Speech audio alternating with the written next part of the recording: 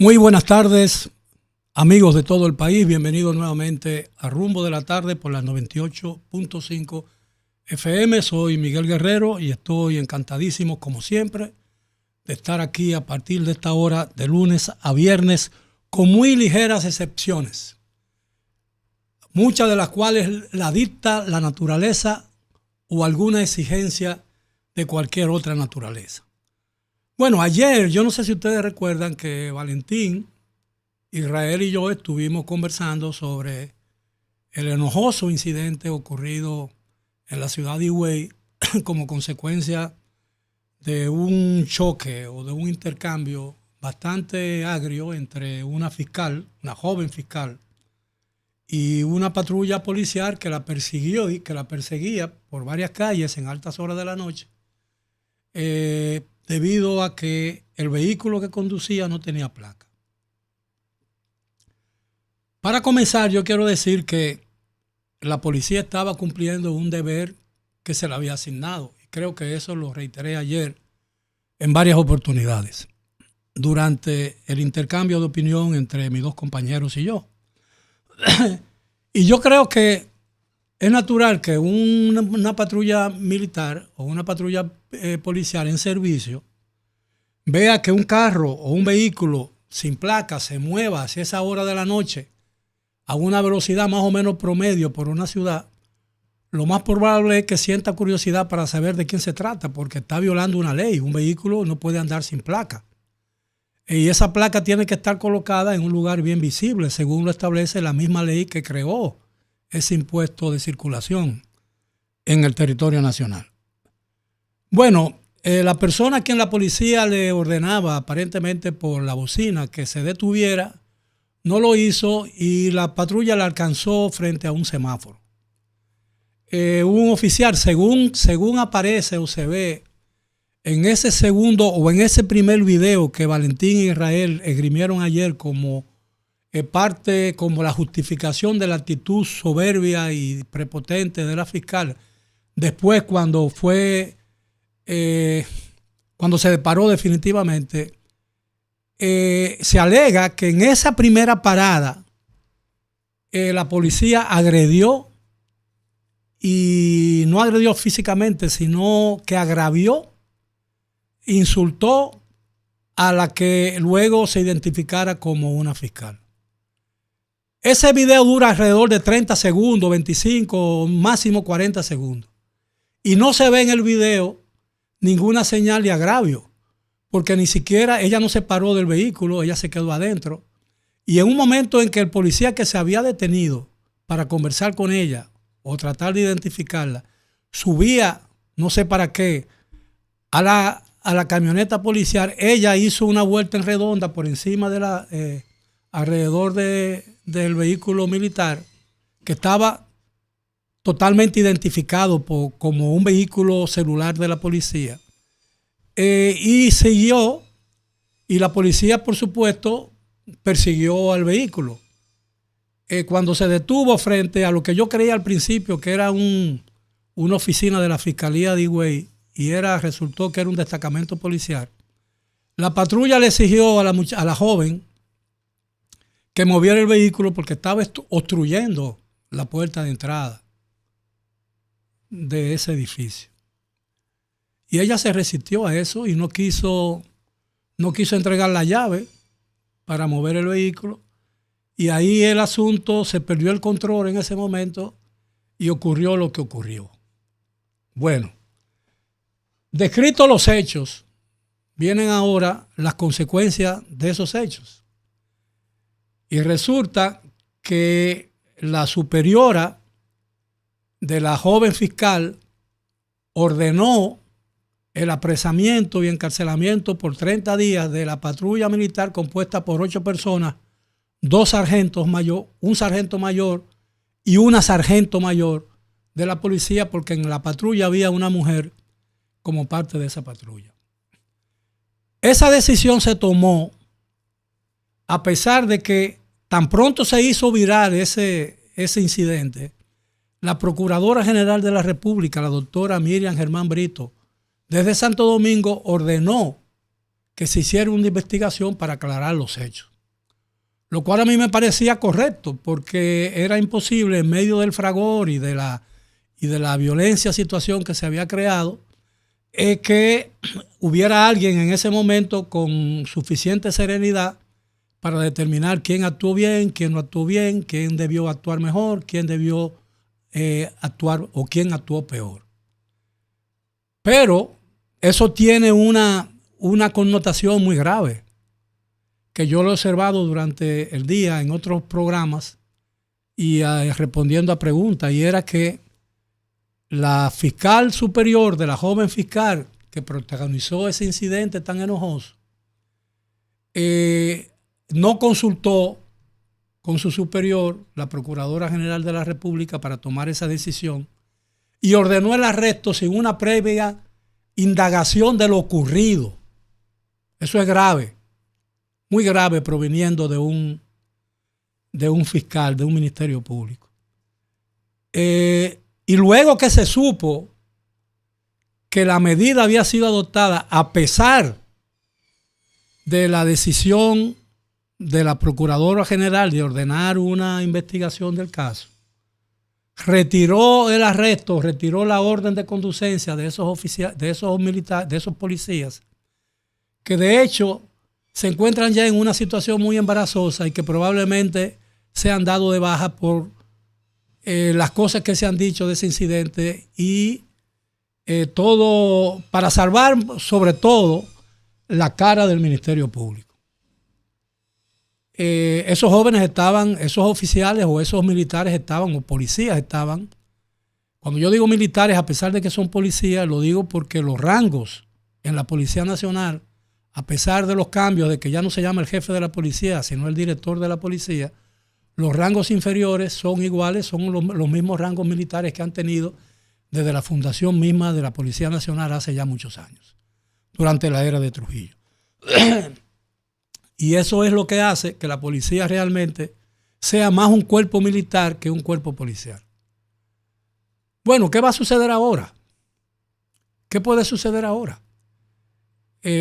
Bueno, la Policía Nacional admitió tácitamente o culpó tácitamente del incidente a la patrulla militar que estaba cumpliendo una orden o una instrucción de la policía.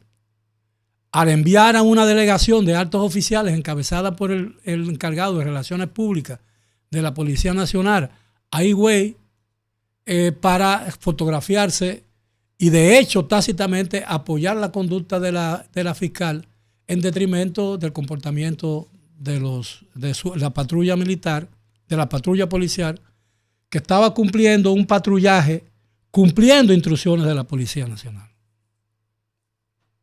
Bueno, el asunto es muy grave. Y yo recordaba esta mañana que ese incidente me recuerda a una famosa película de Robert Benton, un escritor y productor cinematográfico de Hollywood, muy famoso. Una película estrenada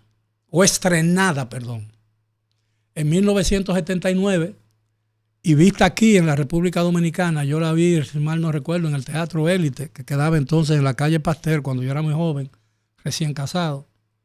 Que es una película que protagonizan dos grandes actores norteamericanos, Dustin Hoffman y Meryl Streep, ambos ganadores de premios de la Academia Cinematográfica de Hollywood. Y la Streep, considerada una de las grandes actrices de todos los tiempos, o por lo menos de los últimos 50 o 60 años en Hollywood, que ha hecho magníficas películas que son clásicos de la cinematografía norteamericana. De manera pues que en esa película, Kramer versus Kramer, es un matrimonio que se enfrenta cuando y destruyen prácticamente su casa por una rivalidad en la que no se ponen de acuerdo, o la que no se pudieron poner de acuerdo. Y había un hijo de por medio. La situación es muy grave y yo creo que hoy en día este incidente enfrenta a la policía con el Ministerio Público y al Ministerio Público con la policía. Y como están las cosas, yo me temo que el gran perdedor será la policía. De hecho, la policía confesó una culpabilidad que todavía no ha sido establecida por una investigación. Al refotografiarse y enviar una comisión para felicitar, porque no es otra cosa lo que está hecho la policía. Al fotografiarse con ella, todos sonrientes, y ella muy alegre, con una cara muy risueña. ¿Qué puede hacer una patrulla militar? Yo he dicho, ¿qué puede hacer una patrulla policial en servicio, custodiando una ciudad, en una lucha contra una criminalidad creciente? Si a altas horas de la noche ve transitar un vehículo en su jurisdicción sin placa, ¿qué puede pensar? Bueno, ahí puede viajar, o ahí puede estar una persona que se ha robado un automóvil. Puede estar un criminal huyéndole a otra persecución policial. Puede andar una persona que acaba de hacer un robo o acaba de cometer un crimen todavía más atroz y anda huyendo para refugiarse en algún lugar seguro. O puede ser una fiscal, pero también puede ser el Papa Francisco. Puede ser cualquiera el que ande ahí. ¿Qué puede hacer la policía si no perseguir ese vehículo y ordenar que se pare? Bueno, yo quería sentar eso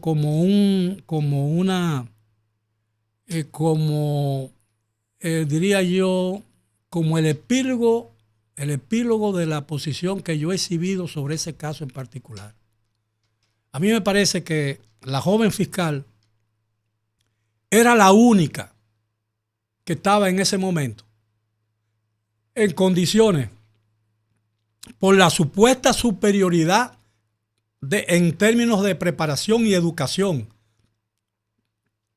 que se supone una fiscal de un simple policía con un rango de suboficial.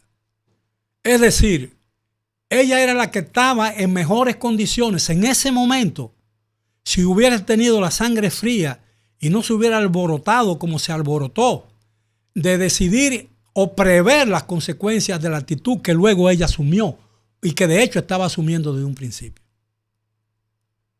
No le correspondía a la policía, porque la policía estaba persiguiendo el ocupante de un vehículo que andaba sin placa en altas horas de la noche, probablemente violando una disposición, porque no está prohibido manejar vehículos que no tengan una placa, porque se supone que no han pagado el impuesto de circulación que establecen las leyes, o ese vehículo puede ser un vehículo hurtado para cometer un delito, o quién sabe, cualquier cosa. De manera pues que yo quiero hacer un llamado a la reflexión a ambas partes, a la policía y al Ministerio Público. Ambas instituciones muy cuestionadas. Más la policía, desgraciadamente, que el Ministerio Público en este momento, por una parte de la población, no por toda. Porque algunas acciones y algunos sometimientos judiciales impulsadas por el Ministerio Público constituyen flagrantes violaciones del debido proceso y de otros principios básicos de una sana y buena y justa administración de justicia. Y eso no lo digo yo. Eso lo he oído repetida y repetidamente por algunos o muchos de los mejores abogados que tiene la República Dominicana, incluso por el propio Valentín Medrano Peña, quien es un conocido y reputado abogado penalista de la República Dominicana. Y lo he oído en labios de Francisco Franco, joven abogado brillantísimo. Lo he oído también en uno de los abogados más cultos que tiene la República Dominicana, el doctor Julio Curi, que es un conocedor de todas las ramas del derecho. Lo he escuchado también repetidamente del que se considera uno de los grandes abogados o mejores abogados constitucionalistas que tiene la República Dominicana, el doctor Eduardo Jorge Prats, catedrático universitario, autor de libros de imprescindible lectura en el ámbito del estudio de la jurisprudencia o de la justicia dominicana. Lo he oído también repetidamente en labios de otro gran abogado constitucionalista, magnífico escritor y autor de brillantes artículos sobre la justicia, el debido proceso y la defensa de los derechos humanos, el doctor Cristóbal Rodríguez. Y lo he oído también de labios de Nacer Perdomo, un joven abogado en ascenso cada día, un estudioso del derecho. Y lo he oído casi de todos los abogados conocidos en este país, el doctor Julio César de la Rosa Tiburcio, el doctor Trajano Vidal Potentini y muchos otros, Manuel Fermín Cabral y muchos otros. Y lo he oído también de abogados que han ejercido la presidencia de la República, aunque no con tanta asiduidad ni con tanto énfasis como lo ha hecho en algún momento dado el doctor Leonel Fernández, autor o propulsor de una constitución que garantiza al pueblo dominicano y a la sociedad dominicana la garantía de esos derechos, de todos esos derechos. Lo he oído también en labios repetidamente del juez, el ex juez presidente de la Suprema Corte de Justicia, el venerable doctor Jorge Subero Isa, y del actual también presidente de la Suprema Corte de Justicia, el doctor Luis Henry Molina, que fue durante muchos años director de una escuela de formación de juristas en la República Dominicana. De manera pues que estamos ante una situación muy delicada y aparentemente en un momento en que el país necesita más de la unión de las instituciones para tratar de combatir el crimen organizado que cada día parece mejor asentado en el territorio nacional. Yo creo que una disputa pública por diferencias que pueden zanjarse en una discusión de 2 minutos entre seres de cabeza bien puesta, con la mente en un momento de serenidad, porque se supone que el Ministerio Público es el brazo de lucha del gobierno dominicano en la lucha contra el crimen. Es el garante de la defensa o de la ejecución de esa política anticriminal del gobierno dominicano. Y por más independiente que se le pretenda, ese Ministerio Público depende de la voluntad del jefe del Estado, del presidente de la República, porque la Constitución lo señala y le da autoridad para designar a todos los miembros de la administración pública. Y el Ministerio Público es parte de la administración pública. Es parte, si se quiere, de un poder independiente del Estado, pero es parte de la administración pública. Y el brazo jurídico o el Ministerio Público, que se supone que debe ser el garante de la ejecución de la política anticriminal de un gobierno, no puede marchar en sentido contrario a cómo marcha el gobierno. Y se supone que la policía es una dependencia también del gobierno dominicano, porque el director de la policía, que antes se llamaba jefe de la policía, lo designa también el presidente de la República por 2 años, según el estatuto orgánico de la institución policial. Y claro, el presidente de la República tiene potestad constitucional para prolongar ese mandato, ratificar ese mandato de 2 años. Pero en aras de preservar el escalafón policial como el escalafón militar, ese límite del ejercicio de la jefatura o de la dirección de los altos mandos militares se preserva en el límite que los estatutos orgánicos y las leyes que crean o que reglamentan cada una de esas instituciones armadas, militares y policiales, lo establecen. Porque si no se estancan y se crea celo profesional y se crean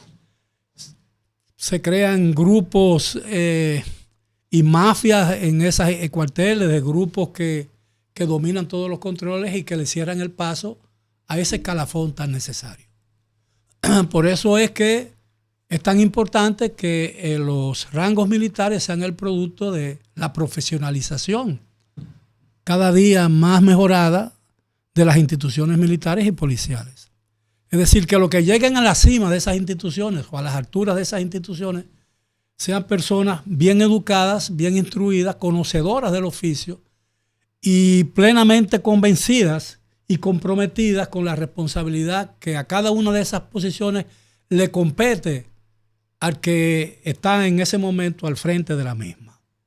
Entonces yo creo que le convendría a la sociedad dominicana que ese incidente sea analizado con la debida prudencia y serenidad para evitar que el abuso de poder recaiga sobre el más débil, en este caso la policía, no la policía, sino esos jóvenes, porque son jóvenes, suboficiales de la institución policial que actuaron conforme a la obligación que tenían de actuar en cumplimiento de la misión que le correspondía en el momento en que ese incidente se produjo. ¿No es cierto? La fiscal no estaba en servicio. Y una fiscal en servicio no puede andar sola manejando un vehículo, sin placa. Aunque ese vehículo haya sido confiscada por la fiscalía o por el Ministerio Público. Porque hay muchas formas de usar ese vehículo identificada. Pueden decirle un uso, ponerle Ministerio Público donde va la placa. Eso es sencillo. Eso es muy sencillo.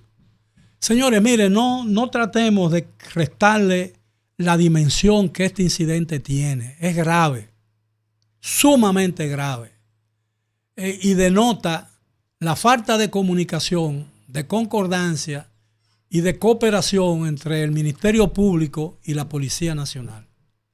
Y todavía demuestra o revela con absoluta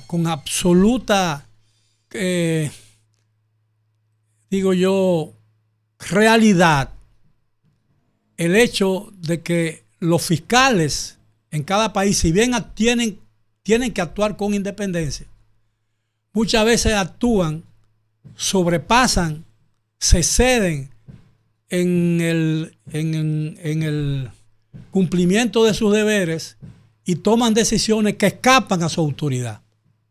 Porque había ya en marcha o anunciada una investigación ordenada por la jefa del Ministerio Público, que no es otra que la Procuradora General de la República, la doctora Miriam Germán Brito.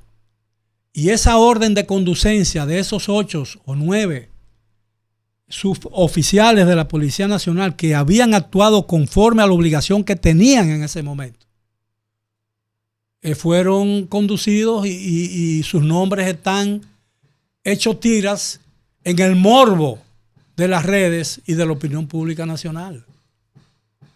Y yo creo que eso exige que el país y que el Ministerio Público y que la policía asuman la responsabilidad de defender a sus miembros cuando esos miembros actúan conforme a las instrucciones y a las responsabilidades que cada uno de ellos tiene con la institución y con la nación a la que defienden supuestamente, porque la Policía Nacional es una de las instituciones garantes del orden público y garantes del respeto de los derechos ciudadanos.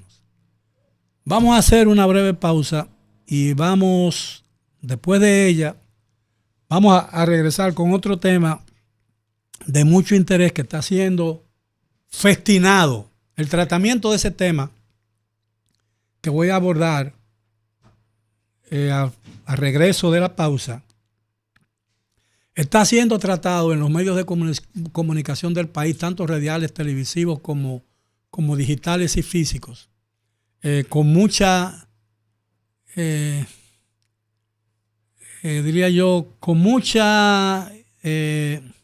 no sabría cómo decirlo porque no quiero ofender a ningún medio, pero está siendo tratada con mucha,